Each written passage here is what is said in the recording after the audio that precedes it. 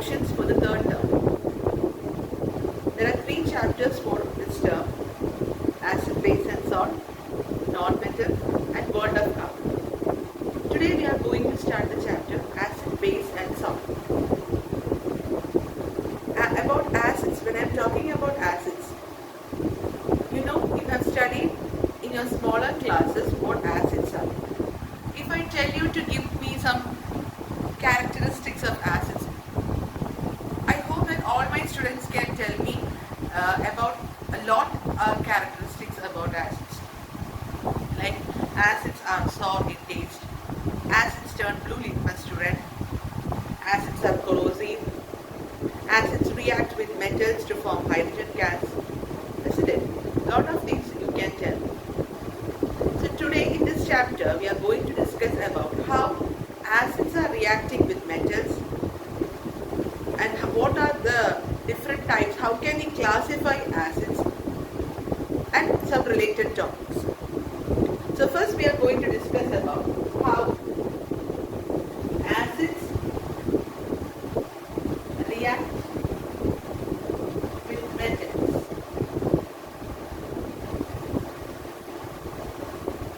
Okay. So for this we are taking a small piece of zinc metal, and into this zinc metal I am adding HCl, dilute hydrochloric acid. So this zinc will react with this acid to give zinc chloride and hydrogen. So we have to find out what type of gas is being released during this reaction. What is the important characteristics of the gas released during this process? So in order to find out the characteristic, what you will do is that when zinc and dilute hydrochloric acid is reacting in the test tube, you will be placing a burning matchstick, on the top or the mouth of the test tube. If the test tube is like this, you will be holding a matchstick here, burning matchstick here. So the matchstick starts with the reaction. Here there is zinc and HCl. Okay. So when this zinc and HCl is reacting, a gas will be coming up. And because of this particular gas, the matchstick will be burning with the pop sound. Okay. The matchstick will be burning with the pop sound. So when the matchstick starts burning with a pop sound, we can completely confirm that the released gas is hydrogen. Okay, the released gas is hydrogen. So, what can you infer from this reaction? Acids plus metal gives salt plus hydrogen gas. Okay, hydrogen gas. Now, can you tell me what happens when acids react with carbonates? Carbonates. So, in order to find out that, I am taking a small piece of marble. You know what is marble? Calcium carbonate. And to this calcium carbonate, I am adding acid. Okay. And the reaction will be taking place. And from that, see like this, there will be a test tube like this. Okay. There is this still funnel. Still funnel. Here there is CaCO3. Dilute HCl is passed through the still funnel, and from this a delivery tube is going, and there is a test tube which is kept here, and in this test tube you can see clear line water. Clear line water. Line water means CaOH2, calcium hydroxide.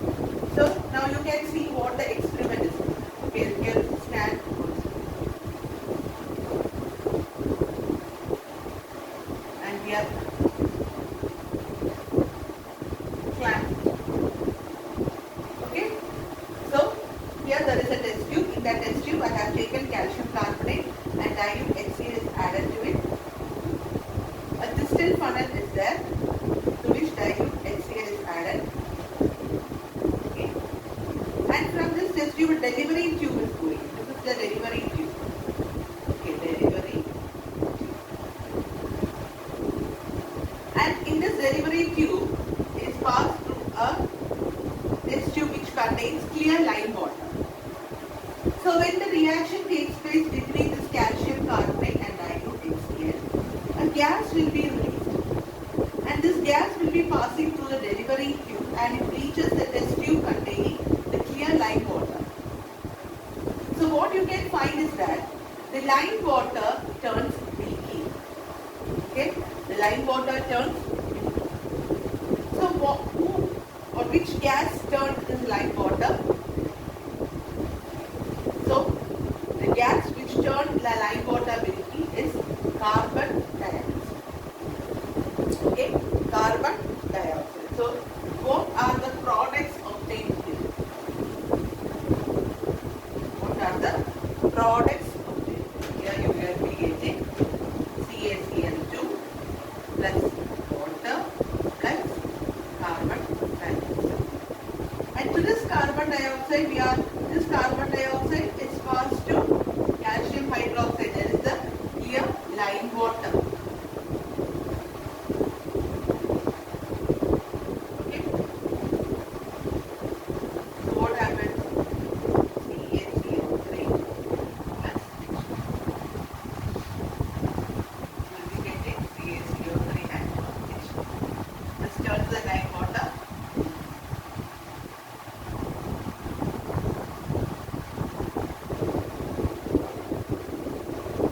So what you can infer from this, when acids are reacting with carbonates, carbon dioxide gases. Okay, when acids are reacting with carbonates, carbon dioxide gases are released from. Okay.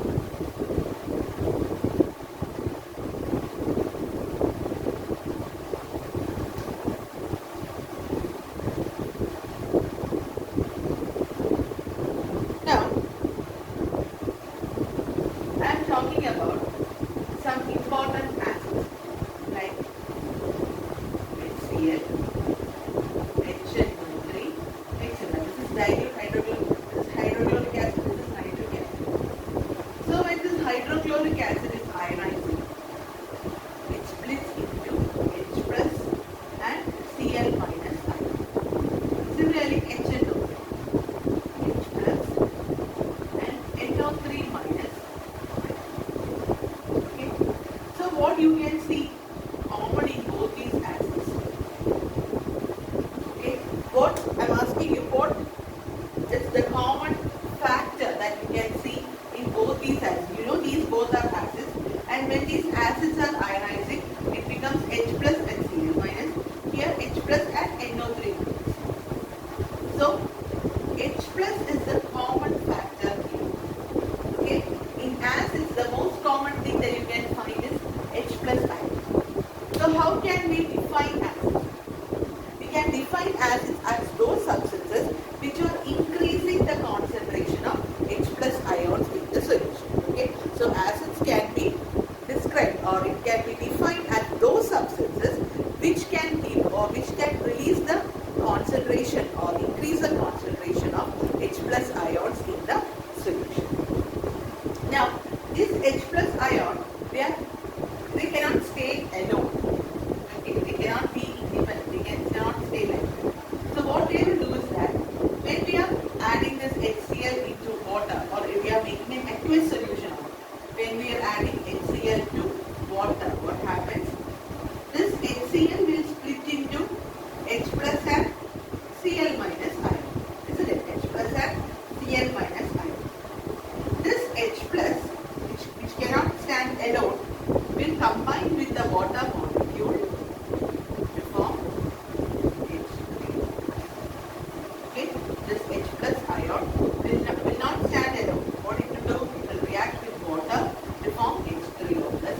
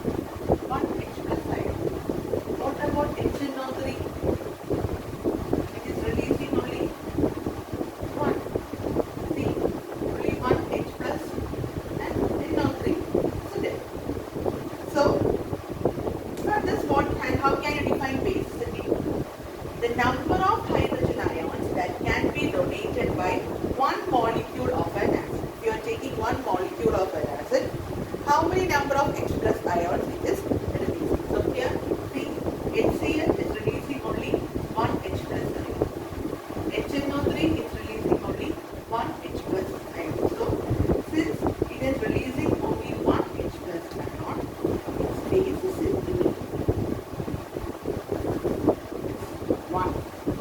And since its basicity is 1, it is known as monobasic acid. Since its basicity means what, how many number of H plus ions it is releasing. And since it is releasing only one H plus ion, its basicity is 1 and it is known as monobasic acid. Now, next one.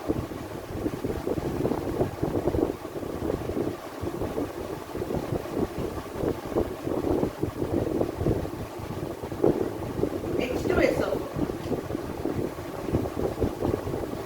H2SO4. This H2SO4 is also an acid sulfuric acid. Now we are going to see how it is releasing its H plus ion. It doesn't release at once. Okay, it will be releasing its H1 ion later, step by step. Thus, it will use only one H plus ion. This is known as bisulfite.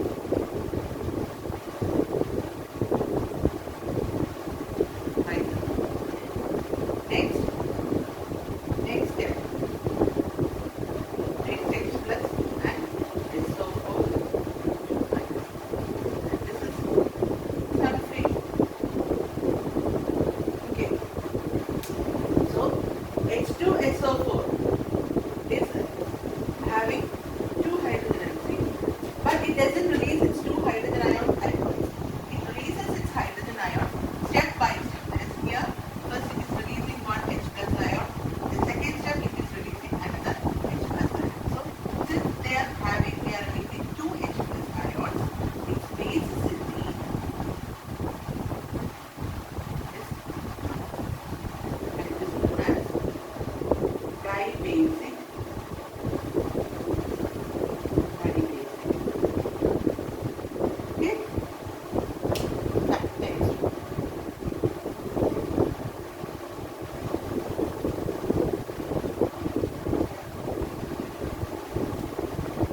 Next is phosphoric acid. It's 3. So here you can see there are 3 hydrogen ions here. So it will be releasing 3 H plus and PO4 3 plus. So since it is releasing or donating 3 hydrogen ions, its basicity is 3. Basicity is 3 and it is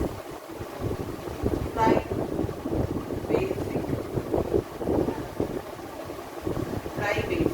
So depending upon how many number of hydrogen ions a molecule of an acid can release, it is classified as monobasic. We required iron stand, test tube, delivery tube, thistle funnel, lime water, sodium carbonate, hydrochloric acid, and 2-hole rubber cork.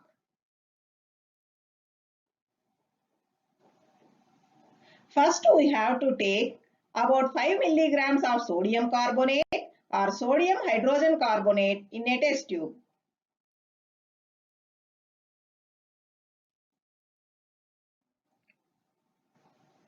Next, take lime water in another test tube and keep it in a stand.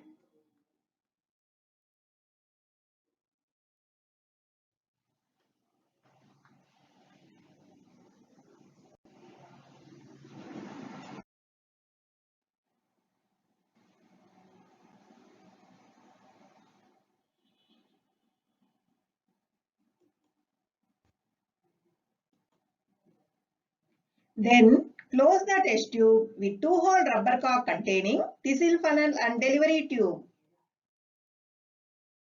Place another end of the delivery tube into the lime water.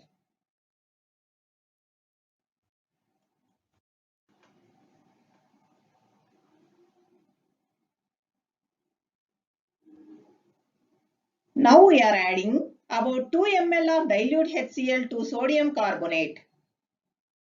Observe carefully what is happening here.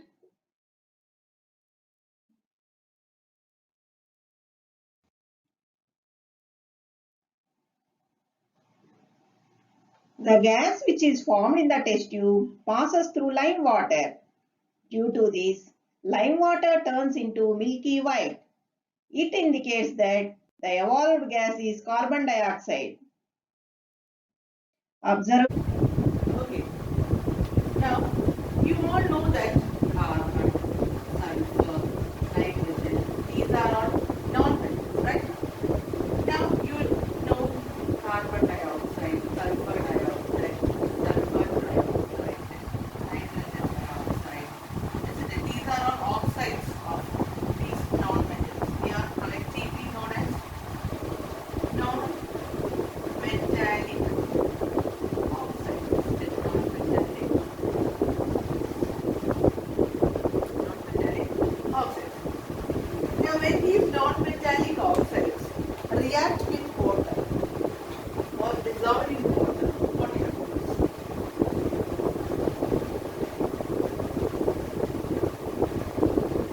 See, first, carbon dioxide. Carbon dioxide, when dissolves in water, we get carbonic acid, H2CO. This is an acid. Carbonic acid. Then SO2 plus H2, sulfur dioxide. Okay, H2, SO2, sulfurous acid.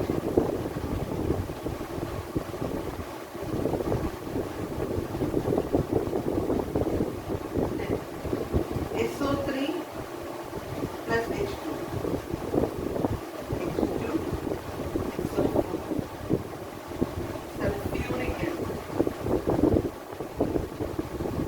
Okay, so these non-metallic oxides, carbon dioxide, sulfur dioxide, these are all non-metallic oxides, and these non-metallic oxides, when they are dissolving in water, it forms corresponding acids.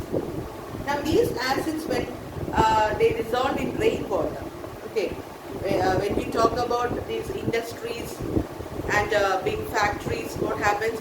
The byproducts of their reactions are these types of non-metallic oxides, like oxides of carbon, sulfur, and nitrogen.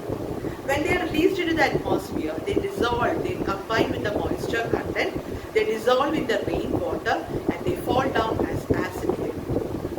Now, acid rain is actually now a very serious environmental issue. And because of this acid rain, lot of things are harmed, like plants, animals, and human beings. Plants, their leaves are getting destroyed, they lose their color, all the greenery is getting completely destroyed, the corals are being getting decolored, fishes are seen dead on seas, because the temperature level has completely changed. Acidic level has increased in seawater. And we all know about Taj Mahal and how the color has changed. The color has changed to yellow. The white marble, the color of Taj Mahal has changed to yellow because of the poisonous gas that was being released by the Madurai oil refinery factory, which was situated next to Taj Mahal. And lot of serious issues happened because of that, and now the factory is closed. But still, Taj Mahal remains this color that it has, its faded color. Now, what all things can be done in order to get rid of this acid rain? Reduce the use of fossil fuels, burning of fossil fuels, reduce the use of vehicles, afforestation, plant more trees. By this, we can